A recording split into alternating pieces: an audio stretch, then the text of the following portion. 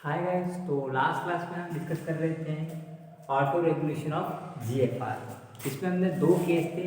पहला केस था कि अगर बॉडी का टेम्परेचर अगर बढ़ जाता है तो किस प्रकार से ग्लोमेरुलर फिल्ट्रेशन रेट को ऑटो रेगुलेट किया जाता है किडनी के द्वारा।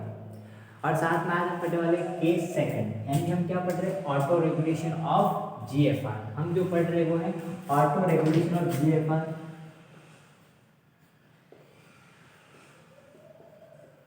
ऑटो रेगुलेशन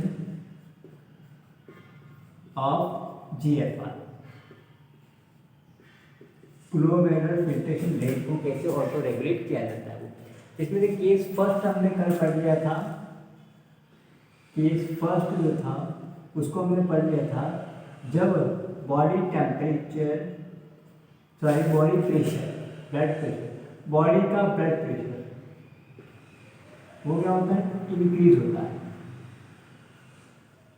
ऐसी कंडीशन में कैसे जीएफआर, ग्लोमेरुलर फिल्ट्रेशन रेट का मतलब क्या होता है, पर मिनट इस ग्लोमेरुलर से कितना फिल्टर बाउमन कैप्सूल में आ रहा है। पर मिनट ग्लोमेरुलर से फिल्टर होकर बाउमन कैप्सूल में जितना ब्लड आता है, जितना फिल्ट्रेट आता है उसको बोलते हैं ग्लोमेरुलर फिल्ट्रेशन रेट। जो कितना होता है 125 ml पर मिनट। एक मिनट में 125 ml फिल्टर होकर कहाँ पर आ जाता है, बाउमन कैप्सूल की कैविटी में। तो अगर बॉडी का टेम्परेचर ब्लड प्रेशर तो बॉडी का ब्लड प्रेशर बढ़ रहा है। तो ब्लड प्रेशर बढ़ने से ब्लड प्रेशर कब बढ़ेगा, जब ये एफरेंट, अगर स्ट्रक्चर की बात करें, ये एफरेंट आर्टेरियल है, ये इफरेंट आर्टेरियल, ये चौड़ी है, ये एफरेंट आर्टेरियल, ये ग्लोमेरुलस है, ये इफरेंट आर्टेरियल, और ये पेरिट्यूबुलर नेटवर्क कैपिलरी का जो इसके सराउंडिंग होगा, और ये रीनल वेन हो गया। अब रीनल आर्टरी करेगी अंदर, वो ब्रांचेस बनाएगी, ये एफरेंट आर्टेरियल, ये इफरेंट आर्टेरियल एंड ये रीनल वेन होगी। तो यहाँ पर एफरेंट आर्टेरियल में जो ब्लड आ रहा है उस ब्लड का प्रेशर ज़्यादा है। तो ज़्यादा कब होगा, जब ये में वो फैल जाएगी, एफरेंट आर्टेरियल फैल जाएगी। इसको मैं लिख देता हूँ एफरेंट आर्टेरियल। ये जो है वो एफरेंट आर्टेरियल है, efferent arteriole, efferent arteriole, efferent arteriole. ये जो भाग है वो ग्लोमेरुलस है, और ये जो है इफरेंट आर्टेरियल, इफरेंट आर्टेरियल,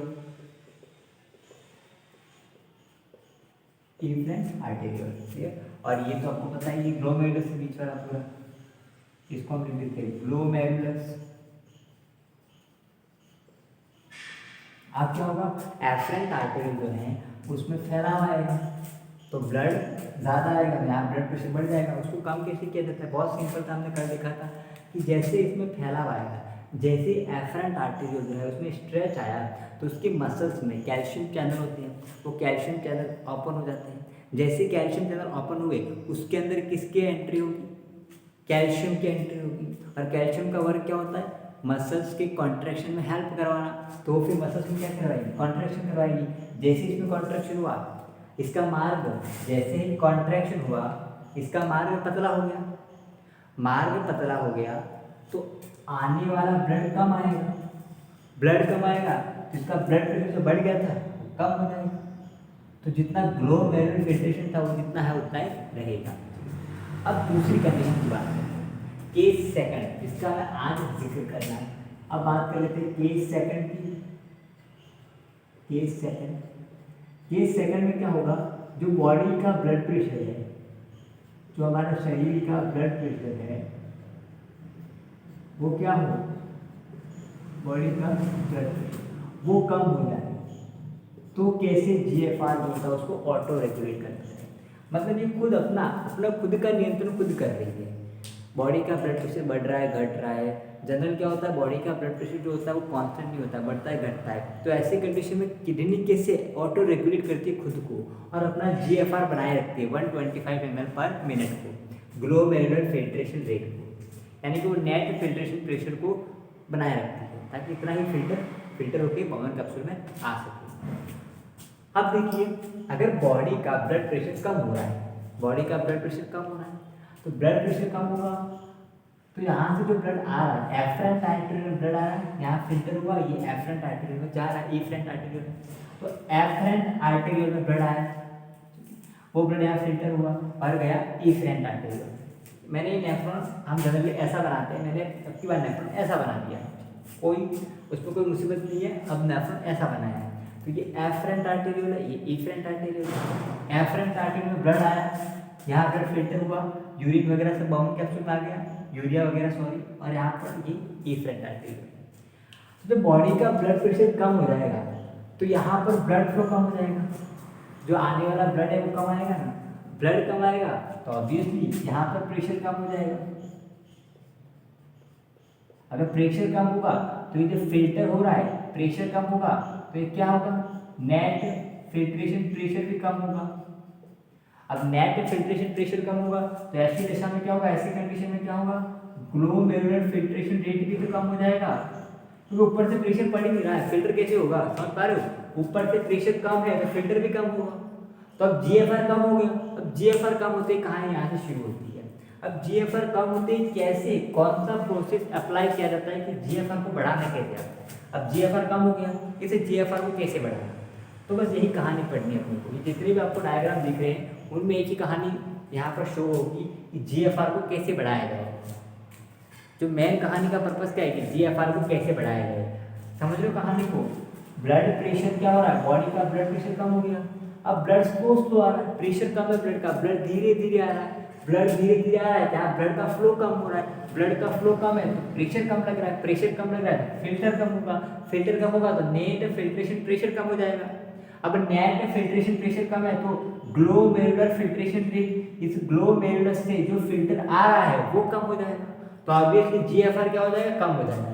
तो इस जीएफआर जो कम हुआ है उस जीएफआर को हमें क्या करना है, इंक्रीज करना, उसको बढ़ाना है, ताकि जीएफआर जो है पहले जैसा मेंटेन रखा जा सके। ठीक है, समझ में आई कहानी। मेन पर्पस क्या है, जीएफआर को बढ़ाना। तो आज की क्लास में पढ़ना है कि जीएफआर को कैसे बढ़ाया जाएगा। ठीक है, तो चलिए शुरू करते हैं। अब क्या होगा, देखिए ध्यान देना, एफरेंट आर्टेरियल में जो ब्लड आ रहा है वो ब्लड वो जो ब्लड जो एफरेंट आर्टेरियल में आ रहा है वो बहुत धीरे धीरे आ रहा है। अब ब्लड धीरे धीरे आ रहा है, यहाँ प्रेशर कम लग रहा है, प्रेशर कम लग रहा है तो ब्लड जो फिल्टर हो रहा है, यहाँ पर जो यूरिन यूरिया वगैरह जो फिल्टर होकर आ रहा है वो भी धीरे धीरे आएगा, वो भी क्या हो रहा है, धीरे धीरे आया। अब धीरे धीरे आएगा तो यहाँ पर ये जो आयन है उनकी गति भी धीरे धीरे होगी, साल्ट ऐसा होगी तो साल्ट की गति भी धीरे धीरे होगी, समझ रहा। अब इनकी गति धीरे धीरे हो रही है तो यहाँ पर पीसीपी पर सेल्स लगी होती है, ये सेल्स लगी होती है, समझ लो कहानी को। तो यहाँ पर जो साल्ट है वो धीरे धीरे जा रहा है, तो मैक्सिमम साल्ट क्या हो जाएगा, मैक्सिमम साल्ट क्या हो जाएगा, इसे पीसीपी में क्या हो जाएगा, रीअब्जॉर्ब हो गया। जो साल्ट है यहाँ पर कौन सी घटना हो रही है, यहाँ पर कौन सा फिनोमेनन हो रहा है, जो साल्ट है salt reabsorb, salt reabsorb PCT by PCT. जो साल्ट होगा वो क्या होगा, पीसीटी प्रॉक्सिमल कॉन्वोल्यूटेड ट्यूब्यूल, ये नेफ्रॉन के भाग हमने पढ़ चुके हैं, ये बाउन कैप्सूल है, ये पीसीटी है, ये लूपकखंड है और ये डीसीटी, ये नेफ्रॉन के पार्ट होते हैं। तो साल्ट जो होता है वो रीअब्जॉर्ब हो जाता है पीसीटी के द्वारा।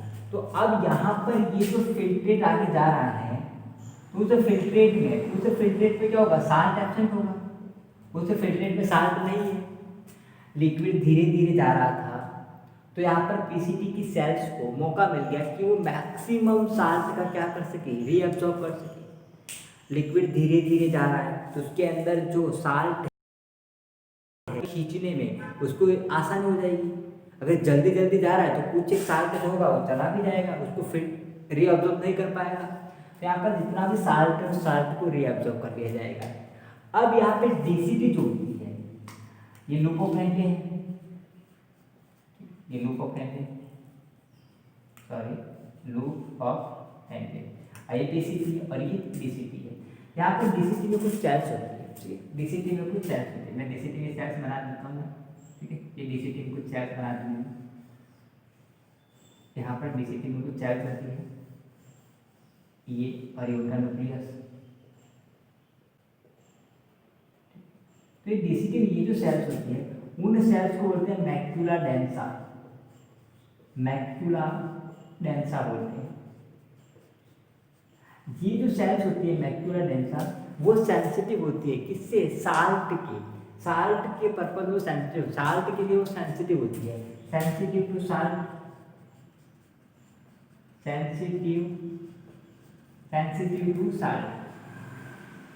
तो साल्ट के लिए क्या होती है, सेंसिटिव होती है। मैक्यूला डेंसा कहाँ पर है, डीसीटी में। तो मैक्यूला डेंसा डीसीटी में वो जो साल्ट के लिए क्या होती है, सेंसिटिव होती है। तो यहाँ पर उसको आभास हुआ कि यहाँ पर ये जो लिक्विड आया है मेरे पास, उस लिक्विड में साल्ट बिल्कुल नहीं है, उस लिक्विड में साल्ट बिल्कुल नहीं है।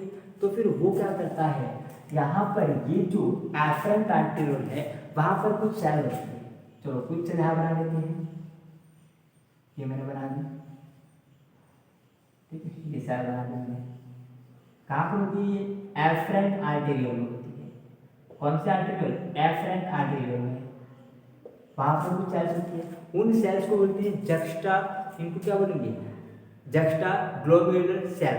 क्या बोलोगे, juxtaglomerular cell, J G cell, juxtaglomerular cell.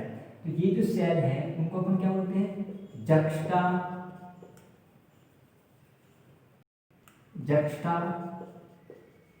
Glomerular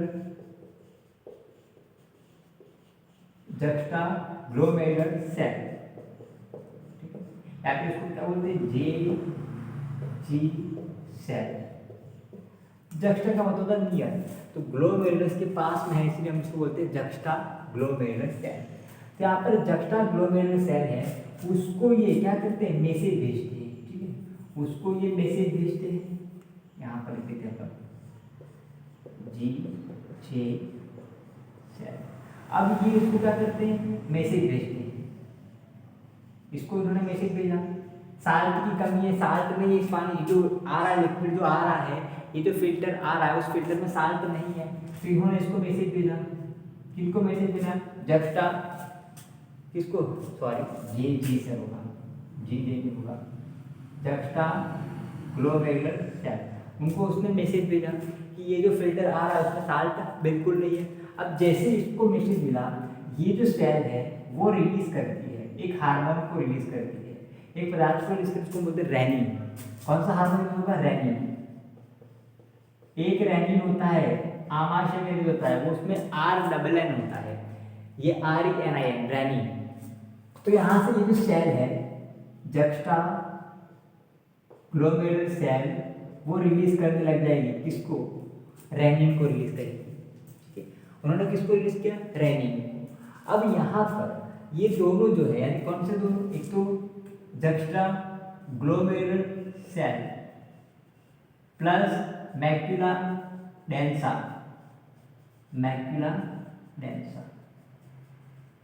ये दोनों जो है उन दोनों को सामूहिक रूप से हम बोलते हैं जक्स्टा ग्लोमेरुलर अपैरेटस। इसको हम क्या बोलते हैं, juxta glomerular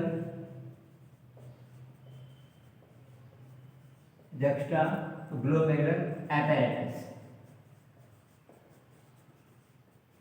juxta glomerular apparatus, या इसको बोलते हैं जे जी apparatus। क्या बोलते हैं, जे जी apparatus या जक्स्टा ग्लोमेरुलर apparatus। क्लियर यहाँ तक कहानी। देखो यहाँ तक कहानी क्या हुई, बॉडी का ब्लड प्रेशर कम है, तो ब्लड धीरे धीरे आ रहा है, यहाँ पर ब्लड का प्रेशर कम है, तो फिल्टर कम आ रहा है, प्लस प्रेशर कम है, प्रेशर ज़्यादा है तो फटाफट से जो फिल्टर आया है वो आकर निकल जाएगा, लेकिन यहाँ प्रेशर कम है इसलिए फिल्टर धीरे धीरे आ रहा है, फिल्टर धीरे धीरे आगे बढ़ रहा है। तो यहाँ पर पीसीटी की जो सेल है वो क्या कर रही है, साल्ट को पूरा एब्जॉर्ब कर रही है, साल्ट रीअब्जॉर्ब पीसीटी, तो साल्ट जो उसको पीसीटी पूरा रीअब्जॉर्ब कर ले रही है। अब ये जो लिक्विड आगे जा रहा है वो लिक्विड डीसीटी पर पहुंचा, तो DCT पर सेल्स है मैक्यूला डेंसा, जो किसके लिए सेंसिटिव है, सेंसिटिव टू साल्ट, साल्ट के लिए सेंसिटिव है। जैसे वहाँ पर आए वो सेंसिटिव है साल्ट के लिए, साल्ट मिला ही नहीं उनको, तो साल्ट नहीं मिलते ही उन्होंने क्या किया, साल्ट नहीं मिला तो उन्होंने फिर किनको, इन जीजे सेल को, जेजी सेल को, जक्स्टा ग्लोमेरुलर सेल को मैसेज भेजा, इस लिक्विड में ये जो फिल्ट्रेट आ रहा है उस फिल्ट्रेट में साल्ट नहीं है, मतलब कुछ गड़बड़ है, समझ लो। अब ये मैसेज मिलते ही कौन सी, juxtaglomerular cell, juxtaglomerular cell ने कौन सा, रेनिन रिलीज किया, ठीक है। अब आगे कहानी शुरू होगी, ध्यान दो। अब इस ब्लड में रेनिन है, अब ये ब्लड फ्लो होता हो कहाँ पर आएगा, ग्लोमेरुलस में, और फिर इफेरेंट आर्टरियल में, और फिर कैपिलरी नेटवर्क में जो इसकी चारों ओर है, और फिर आएगी रीनल वेन में। ये है ये रीनल वेन हो गया, रीनल वेन। इस रीनल वेन में क्या क्या चीजें हैं, एक तो CO2 है, CO2 और रीनल वेन में, प्लस यूरिया तो फिल्टर हो गया, तो रीनल वेन है, इसके अंदर क्या होगा, CO2, यहाँ से CO2 लिया ना, ये रीनल आर्टरी, यहाँ से आगे क्या है, रीनल आर्टरी आती है, ठीक है, उसको भी पढ़ेंगे आगे।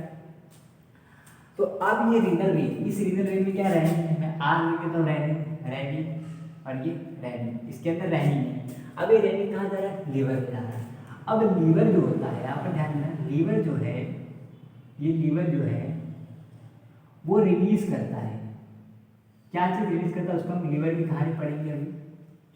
अब लीवर जो होता है वो एक पदार्थ, एक रासायनिक पदार्थ रिलीज करता है जिसको बोलते हैं एंजियोटेंसिनोजन, एंजियोटेंसिनोजन। तो यहाँ पर लीवर जो है वो क्या रिलीज कर रहा है, एंजियोटेंसिनोजन,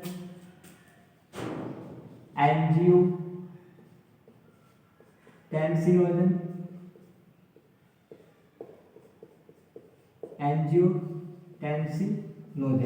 क्लियर, पूरा एक समझ दिखाई दे रहा है, एंजियोटेंसिनोजन। ये लीवर के द्वारा स्त्राव किया जाता है, इसको स्त्राव कौन कर रहा है, लीवर स्त्रावित कर रहा है, ये रसायन का एंजियोटेंसिनोजन लीवर जो होता है वो स्त्रावित करता है। तो लीवर ने ये एंजियोटेंसिनोजन स्त्राव किया, ठीक है, एंजियोटेंसिनोजन,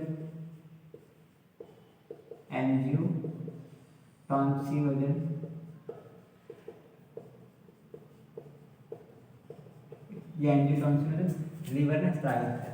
अब यहाँ पर क्या होगा, यहाँ पर इसको जोड़ देते हैं, ये रीनल वेन कहाँ पर आ रही है, लीवर में आ रही है।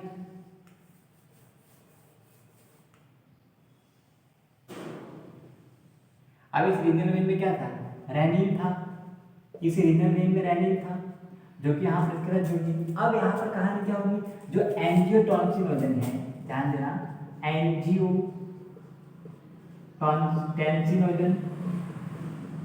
एंजियोटेंसिनोजन जो है, उस एंजियोटेंसिनोजन के साथ, इस एंजियोटेंसिनोजन के साथ जुड़ जाएगा रेनिन, और इसके साथ जुड़ने के बाद ये एंजियोटेंसिनोजन को, ये जो एंजियोटेंसिनोजन है एक्चुअली ये इनएक्टिव होता है, ये एक्टिव नहीं होता है, ये एक्चुअली में कैसा होता है, इनएक्टिव होता है। तो फिर ये इसको एंजियोटेंसिनोजन को, जो कि लीवर से यूज हो रहा है, एंजियोटेंसिनोजन को ये जो रेनिन है वो इसको कन्वर्ट कर देता है एंजियोटेंसिन फर्स्ट में, किसमें कन्वर्ट किया इसने, एंजियोटेंसिन फर्स्ट में कन्वर्ट किया, एंजियोटेंसिन फर्स्ट में। अब ये जो एंजियोटेंसिन फर्स्ट में कन्वर्ट किया है ये भी इनएक्टिव होता है एक्चुअल में, ये भी क्या होता है, इनएक्टिव होता है। कहानी आ रही है समझ में, रेनिन ने क्या किया, रेनिन ने लीवर में जाकर लीवर से एक रसायन का स्त्राव किया जाता है एंजियोटेंसिनोजन, उस एंजियोटेंसिनोजन जो इनएक्टिव होता है उसको रेनिन ने किस में कन्वर्ट कर दिया, एंजियोटेंसिन फर्स्ट में, और एंजियोटेंसिन फर्स्ट भी कैसा है, इनएक्टिव है, ठीक है।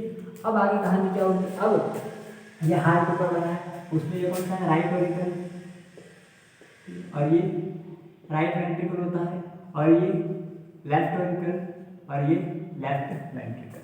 अब ये सारा इम्प्योर ब्लड, क्योंकि इसमें CO2 है ना, इस ब्लड में क्या है, CO2 भी है, इसके अंदर क्या है, और CO2 है, तो यहाँ से लेकर आया था। अब ये लीवर की भी CO2 आ गई, अब ये पूरा इम्प्योर ब्लड कहाँ पर गया, राइट ऑरिकल में जाएगा। चलिए आगे कहानी पढ़ते हैं यहाँ पर, ये सारा गया राइट ऑरिकल में,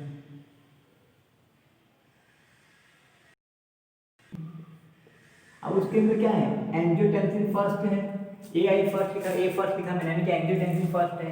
अब वो कहाँ गया, राइट वेंट्रिकल में, राइट वेंट्रिकल से राइट वेंट्रिकल में, और राइट वेंट्रिकल से फिर वो कहाँ पर जाएगा, लंग्स में। अब आगे कहाँ देखिए क्या होता है वो, ये आज आपको लंग्स में आ गया। अब इस ब्लड के अंदर क्या है, इसके अंदर क्या है, एंजियोटेंसिन फर्स्ट है इसके अंदर, जो कि कैसा है, इनएक्टिव है, जो कैसा है, इनएक्टिव है। अब यहाँ पर लंग्स में आते हैं, लंग्स में एक एंजाइम होता है एंजियोटेंसिन कन्वर्टिंग एंजाइम, ठीक है।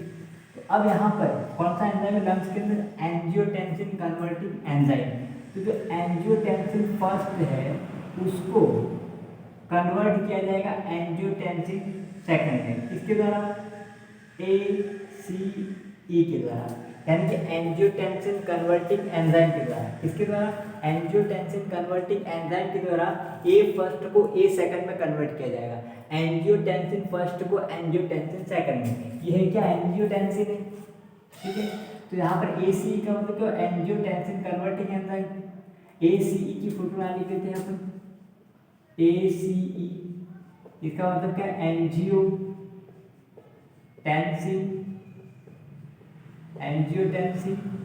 कन्वर्टिंग एंजाइम,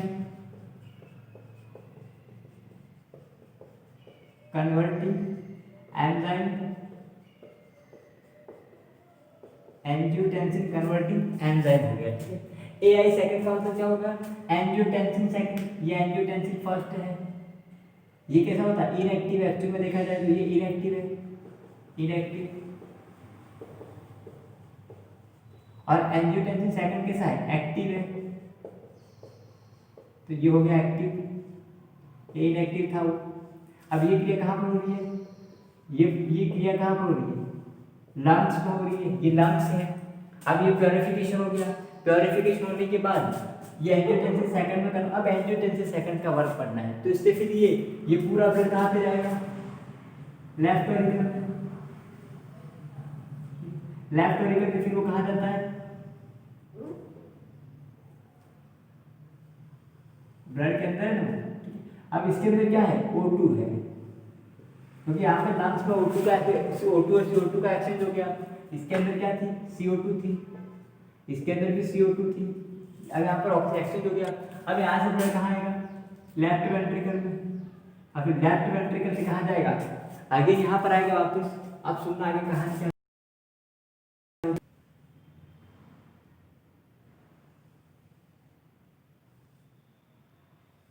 यहाँ पर कहाँ पर आएगा वो, इसके अंदर रीनल आर्टरी में आएगा, ये रहा रीनल आर्टरी बना लेते अपन, ठीक है। ये हमने बना दी रीनल आर्टरी, जो किडनी में जाती है, और ये ब्लड इसके अंदर डालेगी रीनल एफरेंट आर्टरियोल में। तो ये जो स्ट्रक्चर बनाई हमने, ये कौन है, रीनल आर्टरी है, रीनल आर्टरी, ये हो गया रीनल आर्टरी। अब उस रीनल आर्टरी में क्या है, एंजियोटेंसिन सेकंड है, इस रीनल आर्टरी में क्या है, एंजियोटेंसिन सेकंड है, ये रहा AI सेकंड लिख रहा हूं मैं, एंजियोटेंसिन सेकंड है, इसके अंदर क्या है, एंजियोटेंसिन सेकंड है, A सेकंड है, angiotensin second, angiotensin A second है इसमें, एंजियोटेंसिन सेकंड। क्लियर यहाँ तक कहानी, क्योंकि यहाँ तक कहानी समझ पाई क्या हुआ था, बॉडी का ब्लड प्रेशर जब क्या होता है, कम हो गया था, तो यहाँ पर फिल्टर कम हो रहा था, फिल्टर कम हो रहा था तो साल्ट धीरे धीरे जा रहा था, तो उसको पीसीबी ने एब्जॉर्ब कर लिया। तो यहाँ पर कौन सी थी, साल्ट सेंसिटिव सेल थी, जिन्होंने पता लगाया कि साल्ट नहीं है, तो उन्होंने मैसेज भेजा कौन से सेल को, जक्स्टा ग्लोमेरुलर सेल को, उन्होंने रेनिन रिलीज किया। अब ये रेनिन रक्त के जरिए होते हुए कहाँ पहुंचा, लीवर में गया। लीवर कौन सा रसायन स्रावन करता है, एंजियोटेंसिनोजन, तो एंजियोटेंसिनोजन को रेनिन ने किस में कन्वर्ट कर दिया, एंजियोटेंसिन फर्स्ट में। अब एंजियोटेंसिन फर्स्ट भी इनएक्टिव होता है।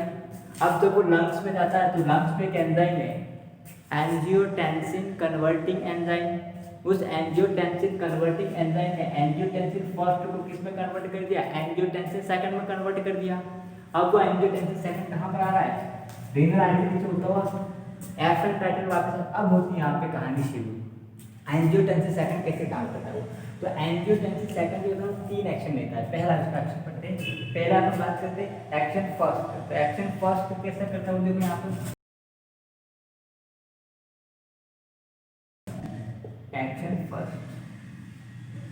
अभी किस प्रकार से काम करता है देखिए, अगर हम बात करते हैं एंजियोटेंसिस सेकंड की, तो एंजियोटेंसिस सेकंड जो होता है वो जो होता है वो एक प्रकार का स्ट्रॉन्ग वैसो कंस्ट्रक्टर है, स्ट्रॉन्ग वैसो कंस्ट्रक्टर है एंजियोटेंसिन सेकंड। ठीक है, एंजियोटेंसिन सेकंड जो है ये था एंजियोटेंसिन सेकंड, इसकी हम बात कर रहे हैं। तो एंजियोटेंसिन सेकंड जो है वो कैसा है, स्ट्रॉन्ग वैसो कंस्ट्रक्टर है, vaso constructor, strong vaso constructor यानी कि वो कॉन्ट्रैक्ट करवाता है। तो अब ये जो एंजियोटेंसिन सेकंड है वो एंजियो सेकंड किस पर वर्क करता है, ये वर्क करता है वर्क्स ऑन ध्यान रखना किस पर वर्क करता है वो, एफरेंट आर्टेरियल, किस पर, एफरेंट आर्टेरियल पर। वो बहता हुआ एफरेंट आर्टेरियल तक आएगा और उस पर वर्क करेगा, वर्क्स ऑन एफरेंट आर्टेरियल। ये जो एफरेंट आर्टेरियल है वो उस पर काम करेगा और उस पर काम करने के बाद वो क्या करेगा, उसमें क्या करवा रहा है, कॉन्ट्रैक्शन करवाएगा, works on efferent arteriole and यहाँ पे क्या करवाएगा, डू वैसो कॉन्ट्रैक्शन,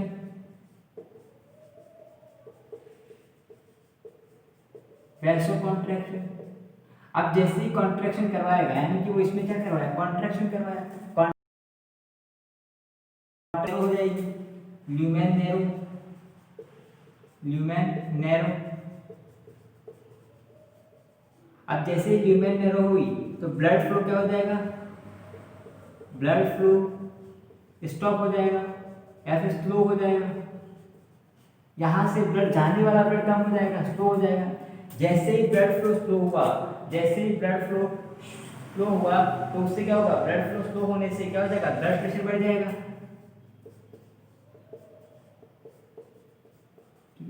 देखिए क्या हुआ वो, अब जैसे यहाँ पर क्या हुआ कि जो एंजियोटेंसिन सेकंड था वो एंजियोटेंसिन सेकंड एफरेंट आर्टेरियल से होते हुए कहाँ पर है, एफरेंट आर्टेरियल में आया। यहाँ पर आने को क्या करवा रहे हैं, कॉन्ट्रैक्शन करवा रहा है, क्योंकि वो कैसा है, स्ट्रॉन्ग वैसो कंस्ट्रक्टर है, यानी कि वो वैसे इसमें क्या करवाता है, कॉन्ट्रैक्शन करवाता है। तो वो कहाँ पर, एफरेंट आर्टरी में आकर इसमें कॉन्ट्रैक्शन करवा रही है, ऑलरेडी पतली है और इसमें कॉन्ट्रैक्शन करवाया। तो जैसे ही कॉन्ट्रैक्शन करवाया ये जो गुहा है ल्यूमेन जो है वो ल्यूमेन कैसे हो जाएगी, कम हो जाएगी। तो उससे जो ब्लड पास आउट हो रहा है वो ब्लड पास आउट कम होगा, तो ब्लड कहाँ बचेगा, यहाँ पे रह जाएगा ब्लड। तो यहाँ पर ब्लड आएगा तो ब्लड ज़्यादा होगा तो ब्लड प्रेशर बढ़ जाएगा, ऑब्वियसली ज़्यादा ब्लड होगा तो ब्लड दबाव डालेगा, प्रेशर ज़्यादा डालेगा, तो यहाँ पर ब्लड प्रेशर इंक्रीज हो गया। ये इसका पहला तरीका काम करना था, एक्शन फर्स्ट। अब बात करते हैं एक्शन सेकंड की, कि सेकंड एक्शन ये किस प्रकार से लेता है। सेकंड एक्शन की बात करें तो ये सेकंड एक्शन जो होता है वो एड्रेनल ग्लैंड पे वर्क करता है। यहाँ पे लिखता हूँ action second, action second. Second work कैसे करता है वो, एक्शन सेकंड, ए सेकंड की हम बात कर रहे हैं, एंजियोटेंसिन सेकंड की। अब ये जो होता है ना, वर्क्स ऑन एड्रेनल ग्लैंड, अब ये एड्रेनल ग्लैंड पे वर्क करेगी। दूसरा जो इसका काम, works on adrenal gland, adrenal gland, adrenal gland पे वर्क करेगी। तो एड्रेनल ग्लैंड क्या करेगी, रिलीज एक हार्मोन रिलीज करेगी, कौन सा, एल्डोस्टेरोन, इस हार्मोन को रिलीज करेगी, रिलीज एल्डोस्टेरोन। अब एल्डोस्टेरोन का काम समझना है, एल्डोस्टेरोन क्या करता है, वाटर को रीअब्सॉर्ब करता है फ्रॉम डीसीटी। तो एल्डोस्टेरोन ध्यान देना, water reabsorb, water reabsorb from DCT. तो उससे क्या होगा, वाटर को रीअब्सॉर्ब करना है, यानी कि वो डीसीटी से वाटर को रीअब्सॉर्ब करके वापस कहाँ डालेगा, ब्लड में ही डालेगा। And from DCT and throw back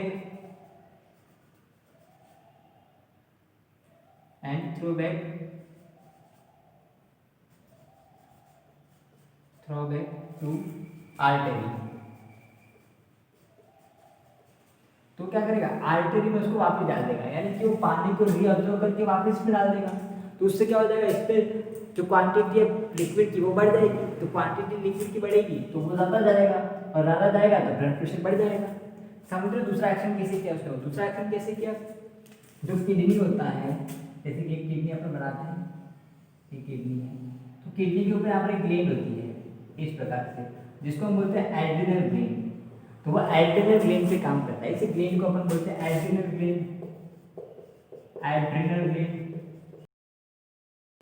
उस एड्रिनल ग्लैंड पे वर्क करती है वो, 1 सेकंड जो होता है वो, और वो क्या रिलीज करता है, एल्डोस्टेरॉन रिलीज करता है। अब एल्डोस्टेरॉन क्या करवाता है, डीसीटी में वाटर को रीअब्जॉर्ब करवाता है। ये डीसीटी वाटर को रीअब्जॉर्ब करेगा और उसको कहाँ पे डालेगा, वापिस इस वेसल्स में डालेगा, जिससे यहाँ पर ज़्यादा लिक्विड होगा, प्रेशर ज़्यादा डालेगा, ब्लड प्रेशर बढ़ गया।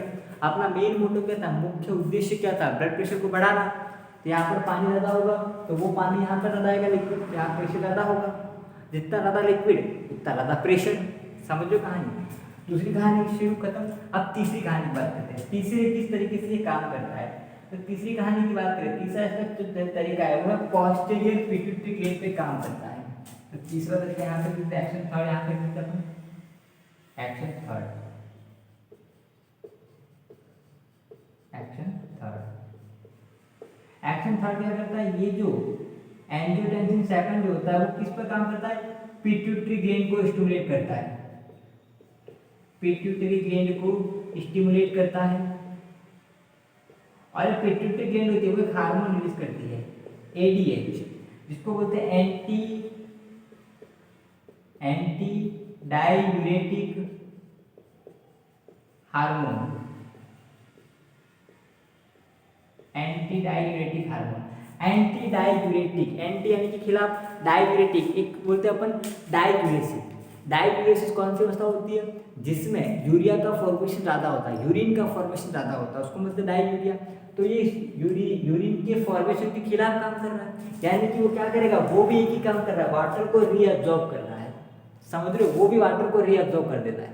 तो वाटर रीअब्जॉर्ब हो रहा है, वाटर वापस कहाँ डाला जा रहा है, ब्लड वेसल्स में, इनमें डाला जा रहा है, एफरेंट आर्टेरियोल में, तो उसमें डाला जा रहा है। इसकी वजह से क्या होगा, उसकी वजह से क्या होगा, अगर हम बात करें तो उनकी वजह से क्या होगा, रीअब्जॉर्प्शन हो रहा है पूरा, तो रीअब्जॉर्प्शन होने से वहाँ प्रेशर बढ़ जाएगा। क्लियर हो रहा है कहानी, समझ में आई। ये जो रीअब्जॉर्प्शन होता है ना, ये यहाँ पर होता है, उसको पूरा प्रॉपर बताया तो ये मतलब ये रीअब्जॉर्ब कहाँ रहा, कैपिलरी में आ रहा था, साल्ट की बात कर रहे थे, और उसी प्रकार वाटर का भी रीअब्जॉर्प्शन होगा पूरा, और वो ब्लड वापस डाला जा रहा है। समझ लो, यहाँ पर कहाँ पे डाला जा रहा है, एफरेंट आर्टेरियोल में डाला जा रहा है ब्लड वापस, सॉरी जल जो होता है, इसलिए यहाँ पे प्रेशर लिक्विड ज़्यादा होगा तो यहाँ पर प्रेशर बढ़ जाएगा। तो 3 तरीके से ये काम करता है। कौन, एंजियोटेंसिन सेकंड जो होता है वो। एक्शन फर्स्ट ये रहा, एक्शन सेकंड यहाँ पर लिखा हमने, और एक्शन थर्ड ये रहा। 3 तरीकों से ये काम करता है एंजियोटेंसिन जो होता है। क्लियर, कहानी समझ में? एक बार फिर पूरा रिवाइज कर लेते हैं, देखिए कैसे काम किया वो। हम क्या पढ़ रहे हैं, auto regulation of GFR, GFR का ऑटो रेगुलेशन। इसमें केस फर्स्ट क्या था कि अगर बॉडी का ब्लड प्रेशर जो होता है वो क्या हो जाता है, बॉडी का ब्लड प्रेशर बढ़ जाता है, तो सिंपल है, ब्लड प्रेशर बढ़ेगा तो ब्लड ज़्यादा आएगा, मतलब इसमें फैलाव होगा, इसमें फैलाव होगा, इस एफरेंट आर्टेरियल स्ट्रेच होगा, उसमें इसमें स्ट्रेच होगा, तो उसके अंदर, उस मसल्स के अंदर जो कैल्शियम चैनल है वो ओपन हो जाएंगे। तो जैसे कैल्शियम चैनल ओपन हुए उसके अंदर कैल्शियम जाने लगेगा, और कैल्शियम का काम क्या होता है, मसल्स में कॉन्ट्रैक्शन करवाना। तो वो इसमें क्या करवा देगी, कॉन्ट्रैक्शन करवा देगी। इसमें कॉन्ट्रैक्शन करवाया तो ब्लड कम जाएगा अंदर, ब्लड कम जाएगा जहाँ प्रेशर कम हो जाएगा, जो प्रेशर बढ़ा था उसको कम हो गया। लेकिन अब अगर प्रेशर कम हो गया तो उसको बढ़ाना है, समझ लो, ये सेकंड है, बॉडी का ब्लड प्रेशर कम हो गया तो प्रेशर कम हो गया, बॉडी का ब्लड प्रेशर कम है, यहाँ ब्लड कम आना है, समझ लो, बॉडी का ब्लड प्रेशर कम है तो यहाँ पर ब्लड कम आएगा, ब्लड कम आएगा, ब्लड धीरे धीरे जाएगा, तो यहाँ पर ब्लड प्रेशर कम हो गया है, यहाँ पर ब्लड प्रेशर कम आ रहा है तो नेट फिल्ट्रेशन प्रेशर कम हो जाएगा, जिसकी वजह से ग्लोमेरुलर फिल्ट्रेशन रेट कम हो जाएगी। जो ग्लोमेरुलर फिल्ट्रेशन रेट कितना है, 125 ml पर मिनट है, 125 ml पर मिनट है, वो कम हो जाएगा। अब उसको बढ़ाना है अपने को, तो क्या कहानी शुरू होगी, देखो पूरी कहानी एक बार फिर से रिवाइज कर लेते हैं। तो यहाँ पर ब्लड आ रहा है, उसका फ्लो धीरे धीरे, तो प्रेशर कम लगाएगा, प्रेशर कम लगाएगा तो फिल्टर कम होगा, फिल्टर कम हुआ तो यहाँ पर जो लिक्विड है वो धीरे धीरे जाएगा, ये लिक्विड धीरे धीरे जा रहा है तो यहाँ पर पीसीबी की सेल जो होती है वो उसको जितने भी साल्ट है उसको रीअब्जॉर्ब करके कहाँ पे डाल देगी, पेरिट्यूबुलर नेटवर्क कैपिलरी में। इसे रीअब्जॉर्ब करके इसमें डाल देगी। अब पूरा साल्ट जो है वो रीअब्जॉर्ब हो रहा है, लगभग पूरा साल्ट। अब ये लिक्विड यहाँ से लुकोफाइले में गया, फिर वहाँ से डीसीटी में जा रहा है। डीसीटी में सेल्स बैठी हुई है, कौन सी, मैक्यूला डेंसा। वो सेल जो होती है वो किसके लिए रिस्पॉन्सिबल है, मैक्यूला डेंसा, साल्ट के लिए रिस्पॉन्सिबल है। अब वो लिक्विड को चेक कर रही है, लिक्विड में साल्ट है ही नहीं और वो साल्ट के लिए रिस्पॉन्सिबल है। अब वो मैसेज भेजेगी किसको, एफरेंट आर्टरी जो है, वहाँ पर जो सेल हैं जिनको बोला जक्स्टा ग्लोमेरुलर सेल, उनको मैसेज भेजा उन्होंने कि इस जो लिक्विड आया उसमें साल्ट नहीं है, मतलब कि यहाँ पर कुछ गड़बड़ है। गड़बड़ क्या है, प्रेशर कम है। अब वो क्या करेगी, उस गड़बड़ को दूर करने के लिए, उस गड़बड़ को दूर करने के लिए जो जक्स्टा ग्लोमेरुलर सेल है, जक्स्टा ग्लोमेरुलर सेल जो है वो क्या करेगी, रेनिन को रिलीज करेगी, रेनिन को रिलीज करेगी। अब ये रेनिन ग्लोमेरुलर एफरेंट आर्टेरियल से होता हुआ लीवर में जाएगा। अब लीवर में केमिकल को रिलीज किया जाता है जिसको हम बोलते हैं एंजियोटेंसिनोजन। एंजियोटेंसिनोजन जो होता है वो निष्क्रिय होता है, इनएक्टिव होता है।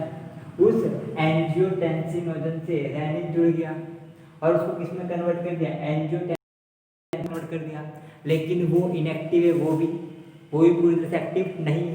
अब वो ब्लड कहाँ गया, राइट वेंट्रिकल में, फिर वहाँ से राइट वेंट्रिकल में सर्कुलेशन में कवर करेंगे इस पूरे हार्ट के स्ट्रक्चर को, फिर राइट वेंट्रिकल से लंग्स में आ गया।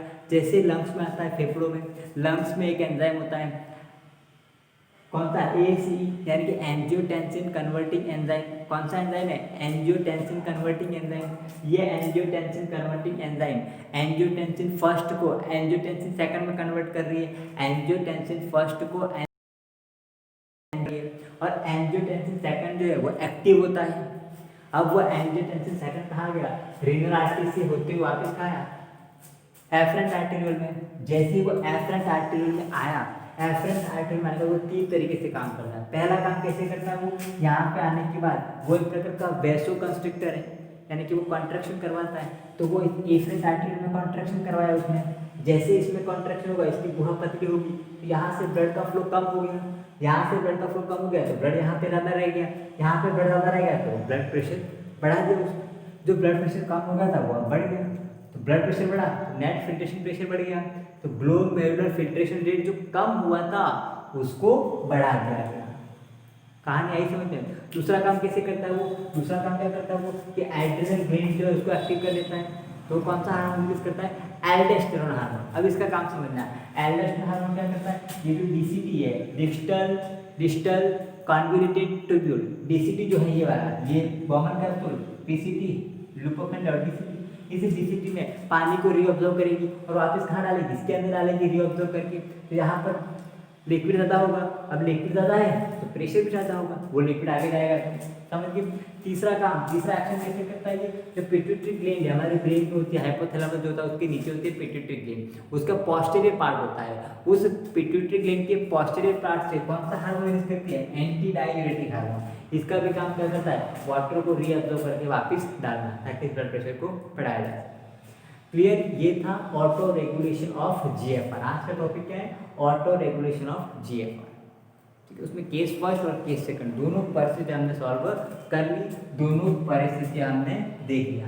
क्लियर, ये पूरी कहानी समझ में आई आपको। Thank you so much for watching. आगे बात करेंगे कल की क्लास में। Thank you so much.